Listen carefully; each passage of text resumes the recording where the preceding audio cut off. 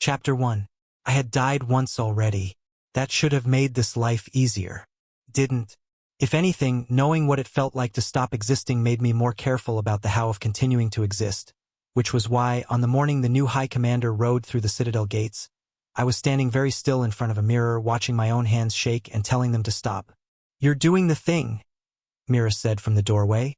Arms crossed, dark eyes flicking over me like she could see straight through the doublet to the panic underneath.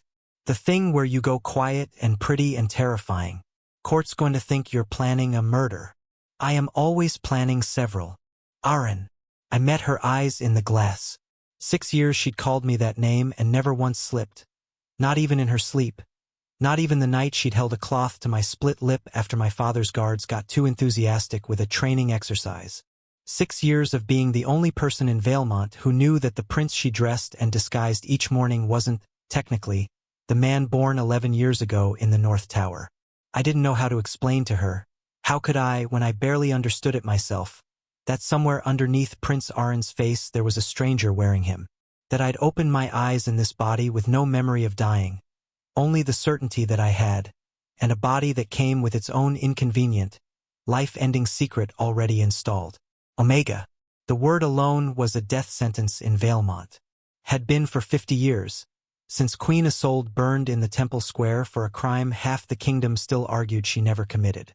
"The compound," I said. "Is it ready?" Myra's jaw tightened, and that was answer enough before she spoke. "Not the way it should be. Says the Frostvine's gone bad, the last 3 shipments, all of it. He's trying a new formulation, but—" She crossed the room and pressed the small glass vial into my palm anyway. "It'll hold. Probably. Probably." I'd built 11 years of survival on smaller words than that. I drank it in one motion, the bitterness curling down my throat like it always did, like swallowing a small, necessary poison. Within minutes my scent would flatten to something unremarkable, forgettable, beta plain, the safest thing a person could smell like in this city. I watched the mirror for the moment my reflection settled back into the mask I'd built. Bored eyes, a mouth built for dismissiveness. The particular stillness of a man nobody wanted and everybody underestimated. "Good morning, Prince Aren," I thought at the reflection. "Let's not die today." The throne room was already crowded by the time Mira walked me down. Courtiers arranged along the pillars like carrion birds waiting to see which way the wind would turn. My father sat the dais in his ceremonial furs, looking older than the season should have made him, and beside the throne stood Duke Ashcombe, smiling the way he always smiled, like a man who already knew how the story ended and was simply waiting for everyone else to catch up. "The war hero returns," murmured Lady Cecily beside me, fanning herself with theatrical boredom. "Do you think he's as impressive as they say?" "I think," I said, "that impressive men are usually impressive at exactly one thing, and mediocre at staying out of everyone else's business." She laughed behind her fan. I didn't. The doors opened. Ryke Thorne walked in like a man who had never once, in his entire life, worried about being watched, which was, I would learn, the precise opposite of true. He was tall in the specific way soldiers were tall, like his body had been built for a purpose and hadn't wasted material on anything decorative. A scar cut pale through one eyebrow. His commander's coat was new, the braids still stiff, but he wore it like something he'd earned rather than something given. My father rose, made his speeches, pinned the medal, said the words, "Hero of Ashfall, Shield of Vaelmont, our new High Commander," and I stood in my appointed place near the dais, doing what I did best, being unremarkable. Being the prince nobody looked at twice. Ryke Thorne looked at me twice. The first time was polite. A soldier's sweep of the room, cataloging exits and threats the way I imagine men like him always did, even at court, even in peace. His eyes passed over me and moved on. The second time, they stopped. I felt it before I understood it. A prickling awareness down the back of my neck, the particular stillness of prey registering a predator's attention a half-second too late. His nostrils flared, subtle, almost nothing, the kind of motion you'd miss if you weren't watching for it. But I was always watching for it. I had built my whole second life around watching for exactly that motion. His gray eyes narrowed. Not with recognition, not yet. With confusion. The look of a man whose senses were telling him something his mind hadn't caught up to yet. The suppressant. Failing already, hours after I'd taken it. In the one room in the Citadel I could least afford it to fail in. Across the throne room, over my father's continuing speech, over the polite applause rippling through the court, Ryke Thorne held my gaze, and I watched the newly appointed High Commander of Vaelmont, sworn protector of the unbroken line, tilt his head very slightly, like a hound catching a scent it couldn't place. Like he already knew, somewhere beneath conscious thought, that something in this room was lying. Chapter 2. He found me after the ceremony, which I supposed I should have expected. Men who notice things rarely let them go unexamined. That was the entire disease of soldiers and scholars alike, this compulsion to pull at loose threads until the whole garment came apart in their hands. I'd retreated to the West Gallery, the one with the bad light and the older portraits nobody bothered admiring anymore, on the theory that no one who mattered would follow me there. I was wrong. I heard his boots on the stone before I saw him. A measured, unhurried stride, nothing like the scurry of courtiers who wanted something from me. Ryke Thorne didn't want anything from me. Not yet. That was almost worse. Your Highness. He inclined his head, correct in every particular, and somehow it felt like an accusation anyway. Commander Thorne. I let my voice go flat with boredom. An old and reliable weapon. Come to admire the ancestors? I'm told the third one from the left drowned a rival in a bathtub. Very romantic era. I came to introduce myself properly. He didn't smile, since the ceremony didn't allow for it. You seem to be doing an excellent job of introducing yourself from across the room. Something flickered behind his eyes. Not embarrassment. Exactly. Assessment. You noticed that. I notice most things pointed in my direction, Commander. It's a survival skill at court. I turned back to the paintings, giving him my profile the least readable angle I had. You'll find I'm not terribly interesting once you stop staring. Third prince, no standing, no allies worth cultivating. My father keeps me around for ceremonial purposes, like the good silver. That's not what I hear. Court gossip is rarely accurate. I don't listen to gossip. He came to stand beside me, close enough that I felt the particular heat of him, a physical presence that seemed to displace more air than a man his size should. I listened to files. Yours has gaps. My pulse did something unhelpful. I kept my face still. 11 years of practice had bought me that much, at least. Princes are famously well documented from birth, Commander. I assure you there's nothing to find. Your physician's report stopped for 6 months, 4 years ago. Resume like nothing happened. He wasn't looking at the paintings. He was looking at me, steady, unblinking, the way I imagined he'd looked at whatever he'd faced on the ashfall line. Then again 18 months ago. Another gap. Myra's fever, I thought, cold running down my spine. The suppressant relapse that had nearly killed me 2 winters back. When the old formula turned toxic and I'd spend a week too sick to leave my rooms. Too dangerous to let a physician near. I get migraines, I said. Debilitating ones. I don't see how my medical history is a matter for the High Commander. Everything in this citadel is a matter for the High Commander. That's the job. A pause. You don't smell like migraines. The words landed like a slap, quiet and precise. I turned to face him fully, and for the first time let something real show in my expression. Not fear. I couldn't afford fear, but a thin, cutting anger that was at least partly genuine. I beg your pardon? Nothing. He held my gaze a beat too long, and I watched him visibly decide not to say whatever had actually been sitting behind his teeth. Bad phrasing. Long journey. Forgive me, Your Highness. He didn't sound sorry. He sounded like a man filing away a piece of evidence for later. You're new to court?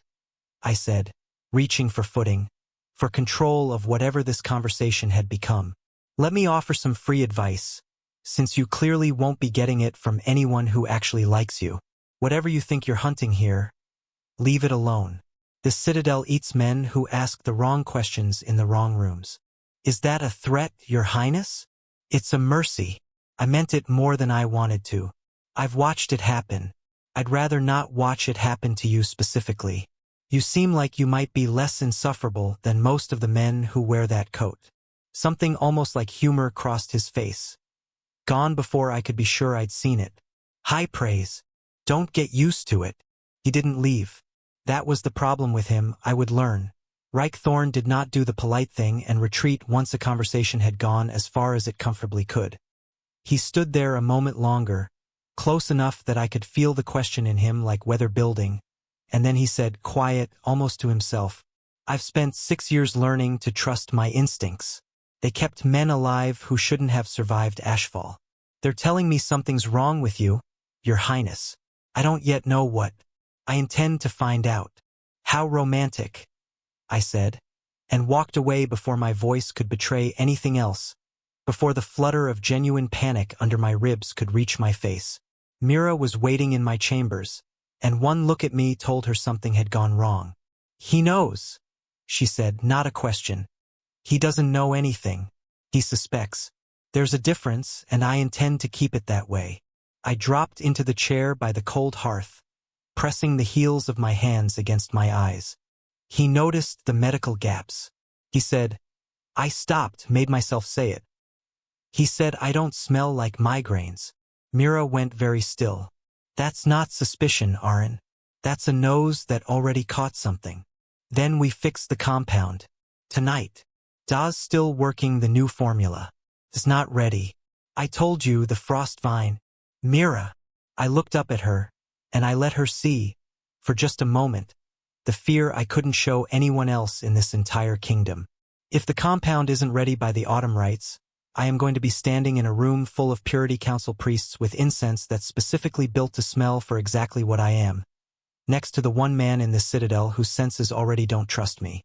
I need it fixed. I need it fixed now. Her face, usually so steady, cracked just slightly. I'll ride out tonight. There's a supplier in the Warrens who might have clean stock. But Aren. She hesitated at the door, hand on the frame. Even if I get it, even if it's perfect, a man like that doesn't stop pulling a thread once he's found one. You know that. I did know that. I'd known it the moment his eyes found mine across the throne room, that predator's stillness settling over him like a coat he'd been born to wear. I just hadn't yet let myself think about what it meant that some small, treacherous part of me hadn't wanted to walk away from him at all. Chapter 3. The autumn rites fell 9 days later, and by then Mira still hadn't returned with clean stock. 3 more days, she told me the morning of, refusing to meet my eyes while she laced my ceremonial collar too tight, her hands not quite steady. De says 3 more days and it'll be stable. I'm sorry, Aren. It's the best he can do. 3 days is 3 days after tonight. I caught her wrist, gentled my grip when I felt her flinch. It's all right. I'll manage on the old batch. The old batch is unreliable under stress. You know that. Then I won't be stressed. We both knew it for the lie it was. The temple of the unbroken line filled with incense an hour before the court arrived, thick gray smoke that curled along the vaulted ceiling, sweet and cloying, laced with the specific compounds the priests had spent generations refining.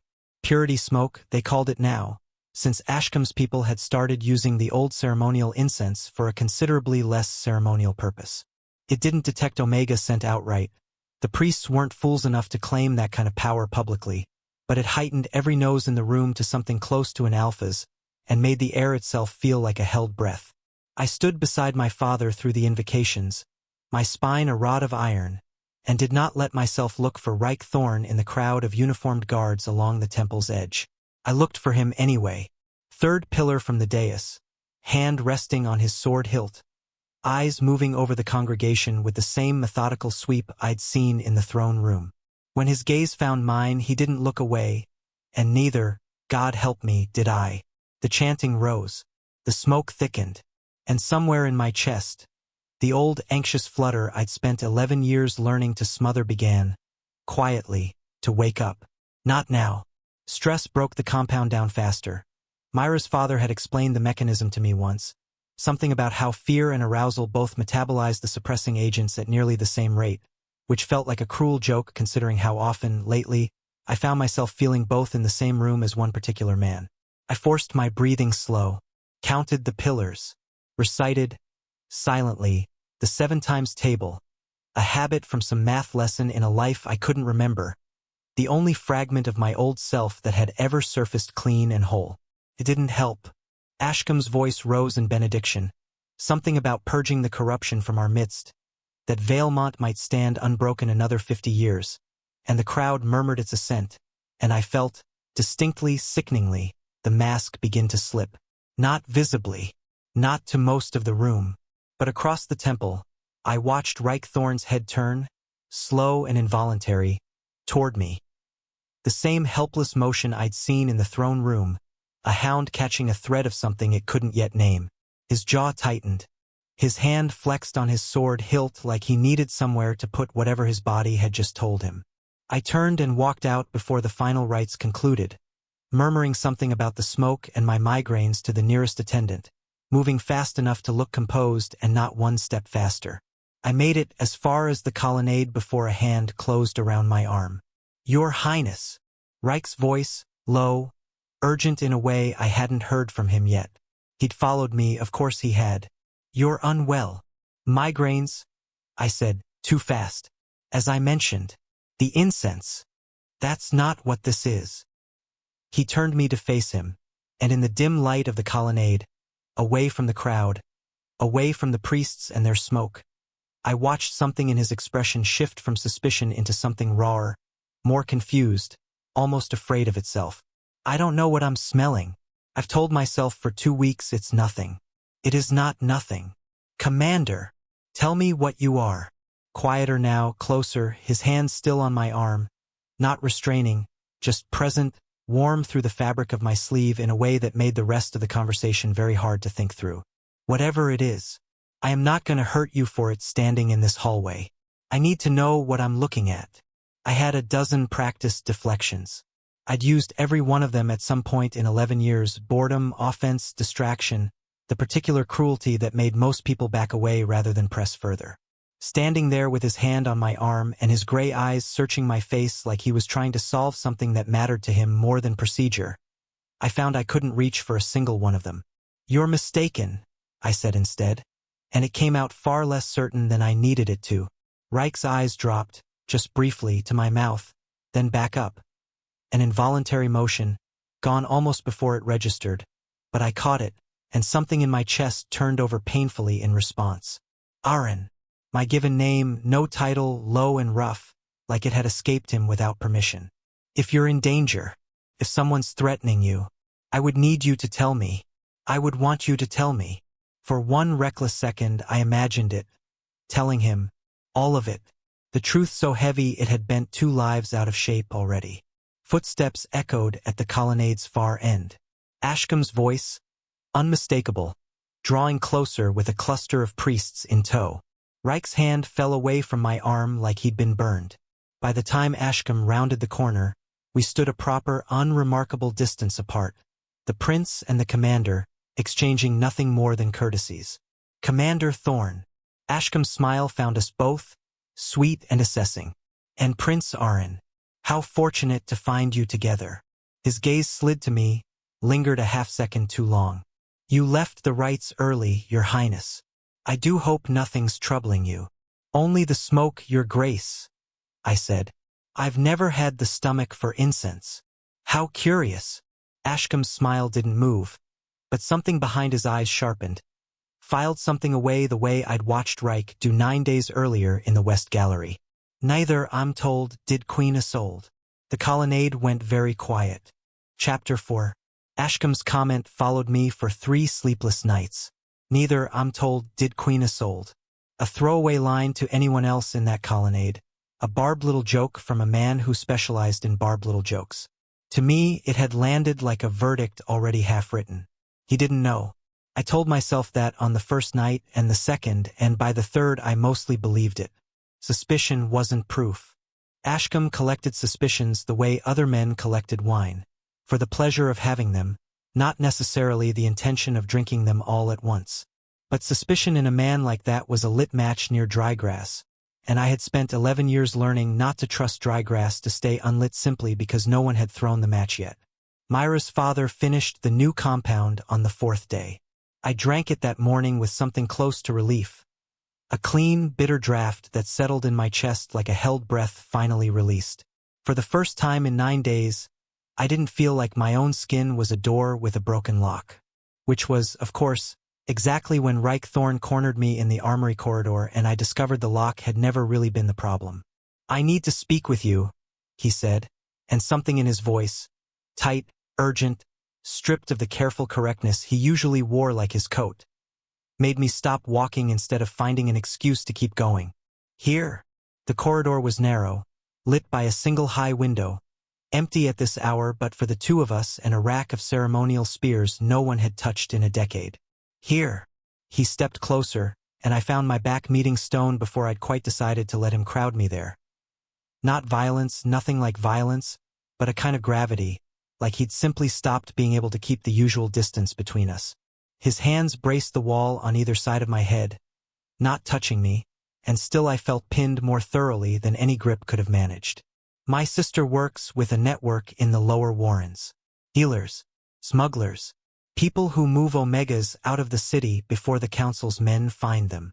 My pulse spiked so hard I was certain he could hear it. "Why are you telling me this?" "Because I followed her last night." His jaw worked, some old grief moving under the words.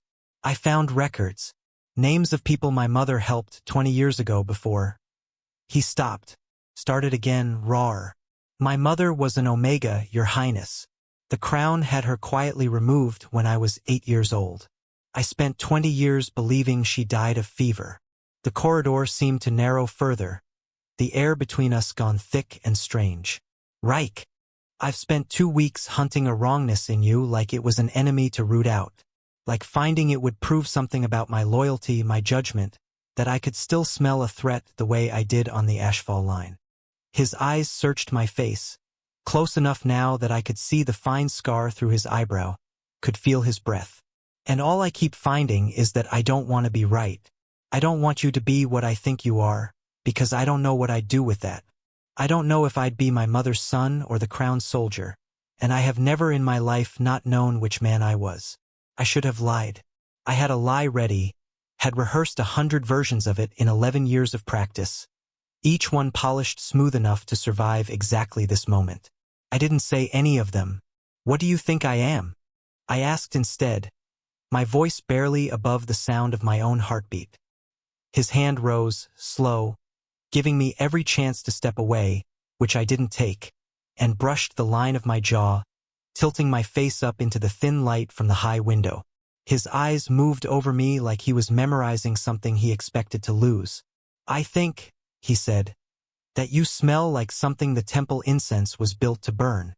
And I think I would burn the temple down first."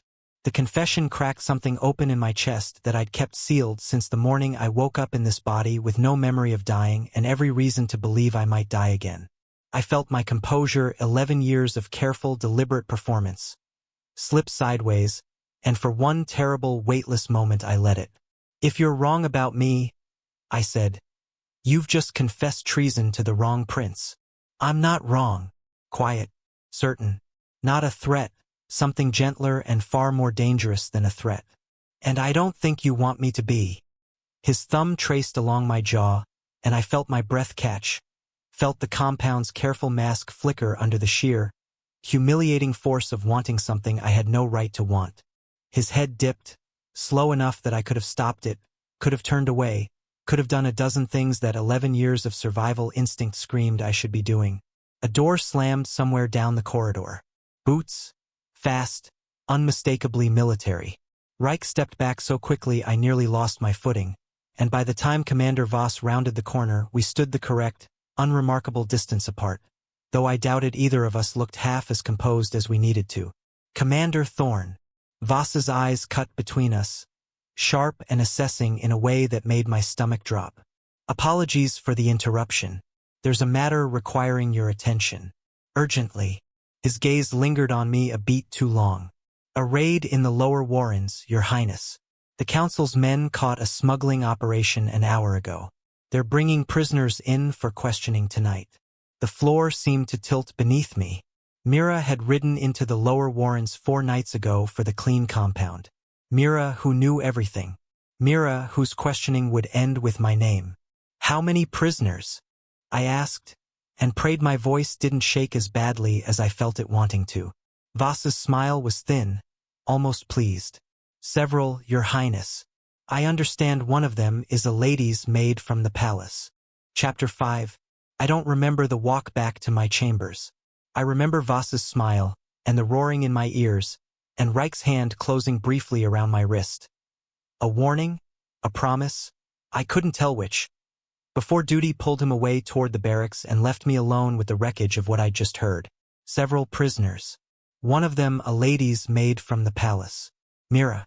I changed out of my ceremonial collar with hands that wouldn't stop shaking, threw a plain cloak over my shoulders, and was halfway to the door before some scrap of sense stopped me.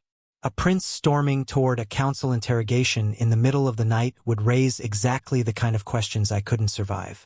I had to be smarter than my fear. I had spent 11 years being smarter than my fear. It didn't feel like it helped. Standing there with my hand on the door, imagining what they might already be doing to her. I sent for information instead, the only weapon I had. A page I'd bribed with kindness rather than coin. Over years, small, unremarkable favors that meant he owed me nothing and trusted me regardless. He came back an hour later, pale, refusing to meet my eyes. They're holding her in the East Tower cells, Your Highness. Commander Voss is questioning her himself. A pause, his throat working. There's talk she'll be moved to the temple for a purity trial by morning. If she doesn't cooperate, a word doing a great deal of quiet, horrible work. Has she said anything? I don't know, Your Highness. I'm sorry. I don't know. I sent him away before he could see how badly that answer undid me. Ryke came to my chambers near midnight, still in his uniform, a storm cloud of exhaustion and fury I hadn't seen on him before. He didn't wait to be announced. Mira answered the same question in his eyes that had been eating me alive for hours. Voss moved fast, he said, low, pacing the length of my sitting room like the walls were too close, too fast. He's had suspicions about the Warrens network for weeks. I didn't know he'd already identified specific names. He stopped, looked at me, and something in his face made my stomach drop further. One of the names on his list is your maid's father, the alchemist. The room tilted. She'll break? I said, before I could stop myself, before I could soften it into something less honest. Not because she's weak, because they'll hurt her until she has no choice, and she has known me since I was. I stopped myself before Reborn slipped out, some fragment of self-preservation still functioning under the panic. Since I was a child. She knows everything, Ryke. Everything. Then we get her out. You're the High Commander. If you're seen intervening in a council interrogation on behalf of a smuggling suspect, Voss will have exactly the proof he needs that you're compromised. He'll use it against both of us. I'm aware of the risk. Are you aware it could cost you your command? Your life. My voice cracked on the last word, and I hated it. Hated how much of myself I was giving away in this room, in this moment, to a man I'd known for less than a month. I won't let you burn for me. You don't get to decide that. He crossed the room in 3 strides, and this time when he took my face in his hands, there was no hesitation in it, no soldier's careful correctness. I told you in that corridor, I'd burn the temple down first. I meant it. I still mean it. His thumb brushed my cheekbone, and I realized, distantly, that I was crying. Something I hadn't let myself do in this life or, as far as I could remember, the one before it. But we can't storm the tower tonight. Voss has too many loyal to him on duty. We'd get her killed faster, not slower. Then what do? We wait for dawn shift change. My men on the tower detail. I trust them. His jaw tightened. And you stay here. Whatever happens, Aren, you cannot be seen anywhere near that tower tonight. If Voss so much as suspects you have a personal stake in this, I understand. I don't think you do. His eyes held mine, fierce and frightened in equal measure. If they take her to trial and she says your name under that kind of pressure, there is nothing I can do to save you. Not as commander. Not as... He stopped himself, but I heard the rest of it anyway, unspoken, sitting heavy between us. Not as whatever I am to you now. He left before dawn to arrange what he could. I sat awake through the last dark hours of the night with Ashcombe's words circling in my skull like carrion birds. Neither did Queen Isolde, and Myra's face, the way she'd looked at me the morning of the rites, frightened and loyal and refusing to meet my eyes because she already knew, somewhere, that her loyalty to me might be the thing that finally undid us both. The summons came just past sunrise. Not from Ryke. From my father. The prince is to attend the king immediately. Commander Voss has requested his presence at the East Tower, in connection with an ongoing investigation. I read it twice, my hands gone cold, and understood with sick, absolute clarity that whatever Mira had or hadn't said, it no longer mattered. They already knew where to look. Chapter 6. I walked to the East Tower with my spine straight and my mind, for the first time in 11 years, entirely blank of a plan. There was no clever lie waiting, no performance sturdy enough to survive a summons like this one. I had run through every version of the coming conversation on the walk from my chambers and arrived, every time at the same conclusion. I did not know what Mira had said, and I would not know until I was already standing in the room where it mattered. Ryke was waiting outside the tower doors, and one look at his face told me he'd read the same summons and reached the same fear. He didn't speak. He couldn't, not with Voss's men flanking the entrance, not with my father's guard already assembled inside. But his hand found mine for one brief, illegal second before we crossed the threshold together. Not a comfort exactly. A vow. The chamber inside was smaller than I expected. Cold stone. A single high window throwing gray morning light across the flagstones. My father sat in a chair that had been dragged in to serve as a makeshift throne. Ashcombe at his right hand as always, Voss standing rigid near the far wall. And Mira, kneeling on the stone floor between two guards, a bruise blooming dark along one cheekbone, her wrists bound in front of her. I did not let myself react. I had spent 11 years building the muscles that allowed me not to react, and I called on every one of them now, standing very still while something in my chest tore itself apart in silence. Your Highness, my father's voice, tired, formal, a king performing kingship rather than living it.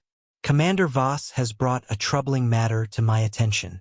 This woman, your maid, has been implicated in a smuggling network moving Omegas out of the capital. That's a serious accusation, I said, and was almost proud of how steady my voice came out. What has she said? Nothing useful. Voss cut in, frustration sharpening his voice. She's been remarkably stubborn for a servant girl. Something in my chest loosened, fractionally, dangerously. She hadn't broken. Whatever they'd done to her in that tower through the night, Mira had held. Then I confess I don't understand why I've been summoned, I said. Unless the council has taken to consulting princes on the discipline of household staff. Ashcombe's smile was thin and patient, a man enjoying a game only he could see the whole board of. Your Highness is too modest. We understand the girl has served you since childhood. We wondered if you might shed some light on her character, on her associations. Every eye in the room turned to me, my father's tired and searching, Voss's sharp with something close to hunger, Ashcombe's patient as a spider, Ryke's just behind my shoulder, radiating attention I could feel like heat against my back, and Myra's lifting, finally, from the floor to find mine, bruised, exhausted, terrified, and underneath all of it steady, asking me without a single word to let her carry this. I could not let her carry this.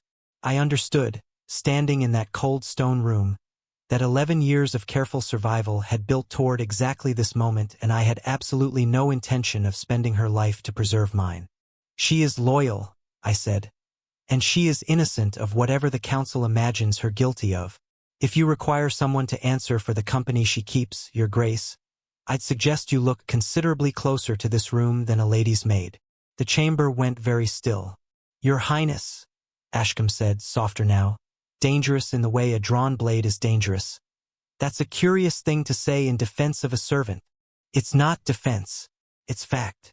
I made myself walk forward, past Voss, past my father's confused, weary gaze, until I stood directly in front of Ashcombe, close enough to see the calculation shift behind his eyes. You've spent months building your purge on fear and incense and the memory of a 50-year-old execution you weren't even alive to witness firsthand. You want a confession, Your Grace? Here is one. I think your Purity Council is a tool for seizing a throne my father is too tired to defend, and I think you would burn this kingdom to the ground for the privilege of ruling its ashes.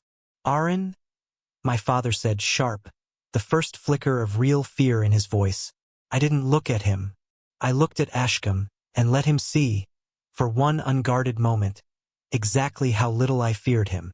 Release her, I said, or explain to my father in detail precisely what evidence you have beyond a bruised girl's silence, because from where I'm standing, Your Grace, that isn't evidence.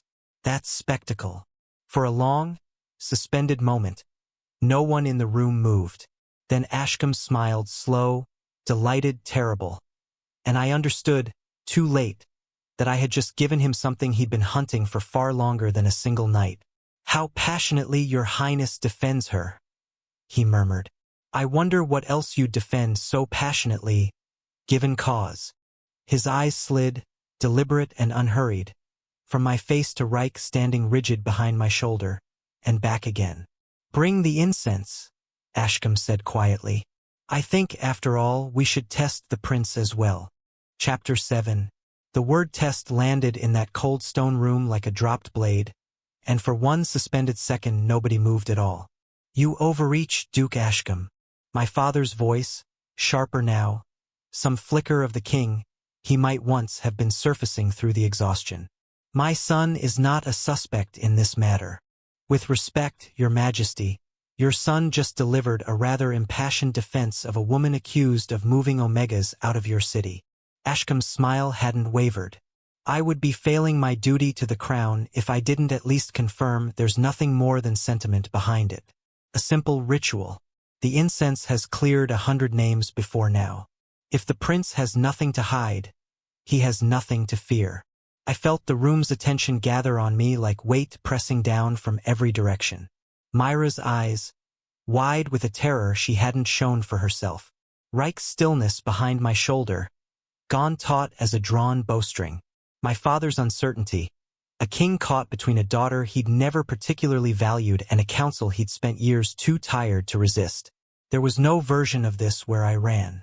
There was no version of this where I lied my way clear, not with Ashcombe already smiling like a man who'd found the thread he'd been hunting for months. I had exactly one thing left, and it was the truth. Not the whole truth, never that, but enough of it to matter. Bring your incense, Your Grace, I said. But before you do, I'd like the whole room to hear something first. Aren, my father started. You've built this purge on Queen Isolde's ashes for 50 years, I said louder, letting my voice carry to every corner of the chamber. A woman executed for treason on evidence that conveniently vanished within a year of her death. You've built it on fear, on incense rituals dressed up as justice, on the idea that anyone born a certain way is a corruption to be burned out rather than a person to be governed. I looked at Voss, whose bruised prisoner still knelt on the stone. You've beaten a maid half senseless overnight and she gave you nothing, because there is nothing to give. She is guilty of loyalty and nothing else. And now you'd like to test a prince of the realm on a suspicion born entirely out of spite because he refused to let you have her. Careful, Your Highness, Ashcombe said softly. You're beginning to sound like a sympathizer. I'm beginning to sound like a man who's watched this council manufacture enemies for a year to justify its own power. I held his gaze, steady, and felt something in me settle. The strange calm of a person who has already decided the worst outcome is survivable, because I had already died once and found out, against every expectation, that it wasn't the end of anything. Bring your incense, Duke Ashcombe. Test me. And when it clears me, as it will, I want the whole court to remember that you dragged the crown's own son into your smoke to satisfy a grudge, and ask themselves how many others you've done the same to without a crown to protect them. The bluff hung in the air, enormous and reckless, resting on nothing but the hope of one more day's grace from Myra's failed compound. Ashcombe's smile flickered, just slightly, recalculating. Bring it, Voss said, impatient, already moving toward the door before Ashcombe could answer. And then Ryke stepped forward. With respect, he said, his voice cutting through the chamber with the flat, immovable authority of a man who had commanded soldiers through worse rooms than this one. The High Commander's office has jurisdiction over royal security matters, and I am formally objecting to this proceeding. There is no evidence, only accusation. If the council wishes to test every noble whose sentiment displeases it, I'd remind your grace that half this court would fail long before we reach the prince. This is not your jurisdiction, Commander, Ashcombe said, thin-voiced now. It became my jurisdiction the moment you threatened to burn incense in a room I'm responsible for securing. Ryke didn't raise his voice. He didn't need to. I fought a war for this kingdom, your grace. I did not fight it so a council could turn ritual into a weapon against anyone who dares defend a servant.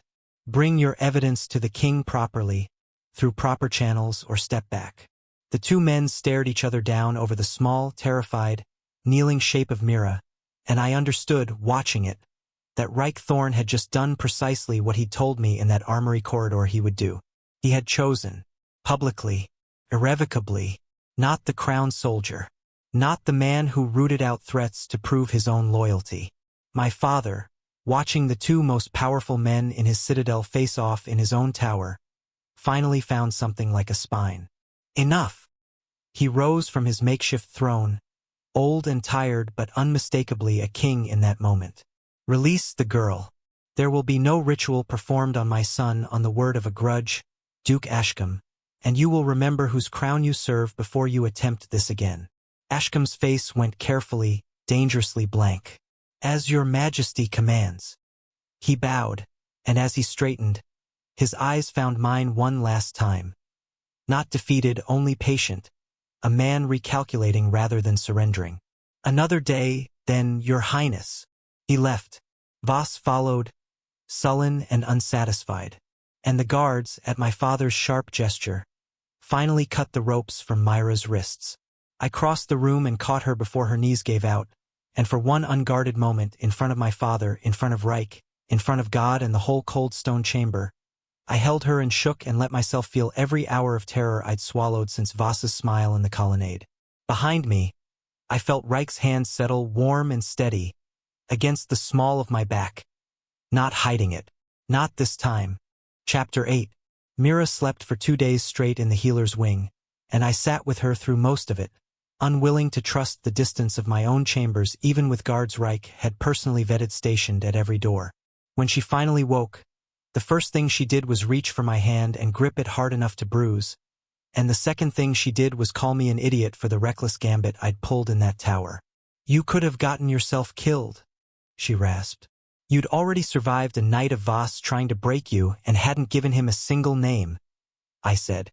I wasn't about to let you burn for my secret when you'd already proven whose side you were on. She smiled, small and exhausted, and didn't argue further. Ashcombe did not simply vanish, of course. Men like him rarely do, and I understood that his patience had only reset, not ended.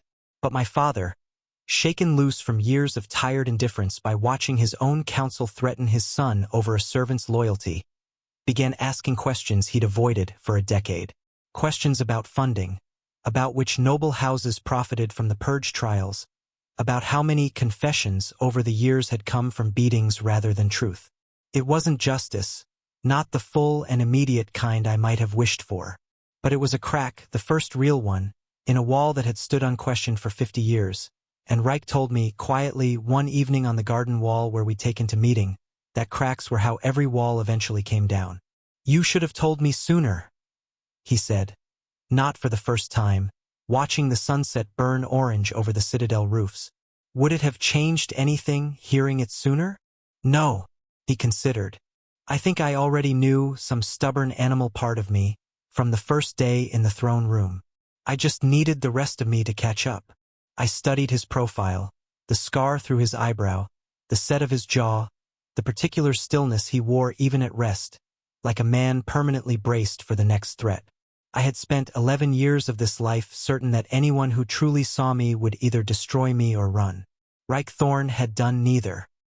He had stood in a cold stone room and chosen me over the crown he'd sworn to serve, in front of the one man in the kingdom with the power to end us both. I still don't fully understand why, I admitted. Why you didn't just walk away. Report me. Let the incense do what it was built to do. Because the first time I saw you, something in me recognized something in you before I had words for it. He turned, and the last of the sunset caught his eyes, turning gray to gold. My mother spent the last years of her life hiding exactly what you've spent yours hiding. I grew up believing the crown's version of her death because it was easier than the truth. I am not going to spend the rest of my life choosing the easier lie twice. I didn't have a clever answer for that. I didn't try to find one. I let him close the distance between us instead, and when he kissed me, slow, careful, like something he'd been holding back far longer than the weeks since the throne room, I let 11 years of practice distance fall away entirely, for the first time since I'd woken up a stranger in a body built for someone else's death. I still don't know why I'm here, I told him afterward, honest in a way I'd rarely allowed myself to be with anyone. Why I woke up in this body. Why I remember dying and nothing else. I looked out over the citadel, the temple spire dark against the last light, the lower warrens beyond the walls where a network of quiet, brave people still worked to keep others like me alive. Maybe I never will. Maybe the why isn't the point. Ryke's hand found mine on the stone wall, steady and warm. Maybe you were sent here to do exactly what you did in that tower. To be the crack in the wall. I thought of Queen Isolde, executed 50 years ago for a truth no one had been brave enough to defend. I thought of Sarah, quietly saving who she could in the Warrens. I thought of Mira, who had bled rather than betray me, and my father, finally awake to the rot he'd let grow unchecked in his own court. I thought of the boy Ryke had been, watching his mother disappear into a lie the crown had built to protect itself. Maybe I hadn't been reborn to survive quietly and disappear. Maybe I'd been given this life to spend it standing exactly where I'd stood in that tower, refusing to let the story end the way it had ended for Isolde, for Ryke's mother, for every name lost to a purge built on fear and bad incense. The council isn't finished, I said. Ashcombe isn't finished. No. Ryke's grip on my hand tightened, certain, unhurried. But neither are we. Below us, the citadel lights flickered on one by one against the coming dark, and for the first time since I'd opened my eyes in a life I hadn't chosen, I let myself believe that whatever came next, the fight still ahead of us, the wall still standing, the crown still uncertain, I would not be facing it alone, and I would not be facing it as a mask. I would be facing it as myself. Thank you so much for watching our story. It means stayed with us until the end. If you enjoyed Aren and Ryke's journey, don't forget to like Flexi Stories.